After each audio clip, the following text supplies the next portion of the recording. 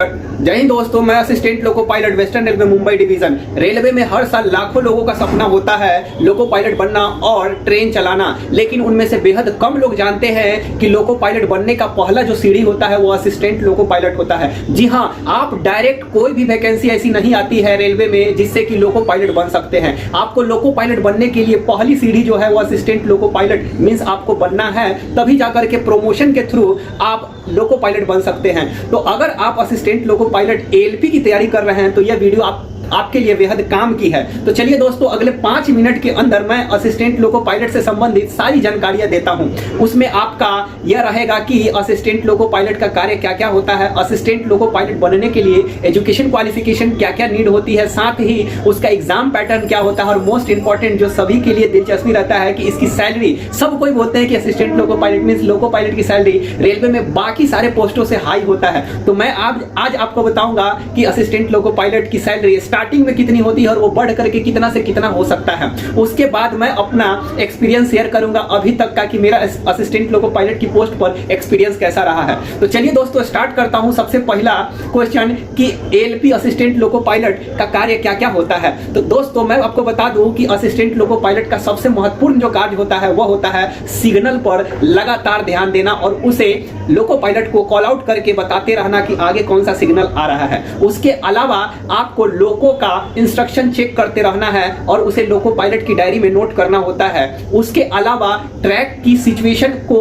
बार बार आपको मॉनिटरिंग करना पड़ता है जब ट्रेन चलती है। तो उसके अलावा भी जैसे इमरजेंसी का वक्त होता है तो आपको तुरंत एक्शन लेना पड़ता है। तो सीधे शब्दों में कहे तो ट्रेन की सुरक्षा की पूरी जो जिम्मेदारी होती है वो असिस्टेंट लोको पायलट की कंधों पर होती है। दोस्तों, इसके लिए आपको बता दूं क्वालिफिकेशन क्या क्या होती है। तो उसमें आपको 10th पास प्लस ITI किसी भी ट्रेड से किए हो ITI, तो आप एएलपी असिस्टेंट लोको पायलट का फॉर्म भर सकते हैं। उसके अलावा अगर आप 10th पास के साथ डिप्लोमा जैसे मैकेनिकल इंजीनियरिंग या इलेक्ट्रिकल या और किसी ट्रेड में किए हो तो आप असिस्टेंट लोको पायलट का फॉर्म भर सकते हैं। इससे संबंधित आपको कोई भी जानकारी लेनी हो तो आप कमेंट बॉक्स में कमेंट कीजिए, मैं आपको पक्का रिप्लाई करूंगा।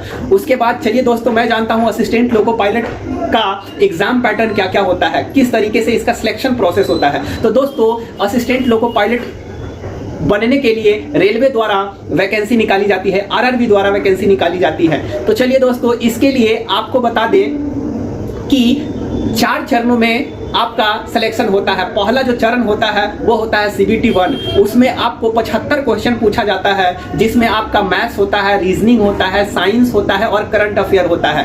टोटल आपको मिलते हैं 60 मिनट का समय। तो उसके बाद अगर आप इसे पास कर लेते हैं तो दूसरे चरण में CBT 2 में आप पहुंच जाते हैं और CBT 2 होता है आपका टोटल 175 मार्क्स का, जिसमें 2 पार्ट्स होते हैं, पार्ट्स A और पार्ट्स B।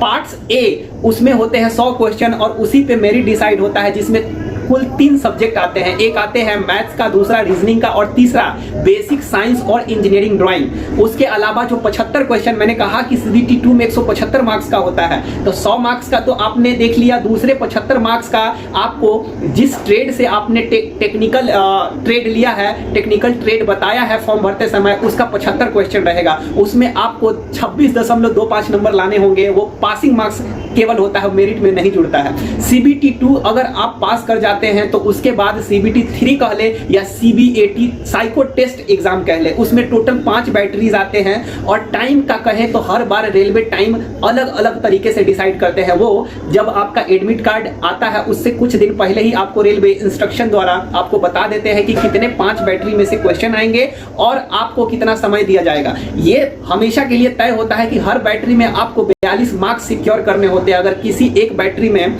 42 मार्क्स से कम रह गया तो आपको फेल घोषित कर दिया जाता है। उसके बाद बताऊं दोस्तों कि अगर आपने साइको टेस्ट पास कर लिया है तो आप उसके बाद होता है डॉक्यूमेंट वेरिफिकेशन और साथ में मेडिकल। उसके बाद फाइनल मेरिट आती है। तो दोस्तों, ये रहा selection process ALP assistant loco pilot की। दोस्तों, सबसे इंपॉर्टेंट और सबसे मजेदार जो सबके लिए रहता है क्वेश्चन कि एएलपी का बेसिक सैलरी कितनी होती है। बेसिक मींस की स्टार्टिंग बेसिक तो 19,900 होता है, लेकिन बहुत सारे अलाउंसेस को जोड़ करके उसकी सैलरी बहुत हाई हो जाती है। तो दोस्तों मैं आपको बता दूं कि जब आप ट्रेनिंग पीरियड में रहेंगे तो उस टाइम आपका बेसिक 19,900 और साथ में उस टाइम जो डीए चलता है, डियरेस्ट अलाउंस, उसको जोड़ करके ही सिर्फ आपका सैलरी जो बनता है वो 35 से लेकर के 40,000 के बीच बनता है। उसके बाद जब आपकी ट्रेनिंग कंप्लीट हो जाती है और आप ज्वाइनिंग कर लेते हैं तो तब भी आपका हर जोन में जो होती है वो सैलरी वेरी करती है। जैसे हम आपको बता दें कि आप किसी भी जोन में आप ज्वाइनिंग करेंगे तो 50,000 से अधिक ही सैलरी मिलेगी।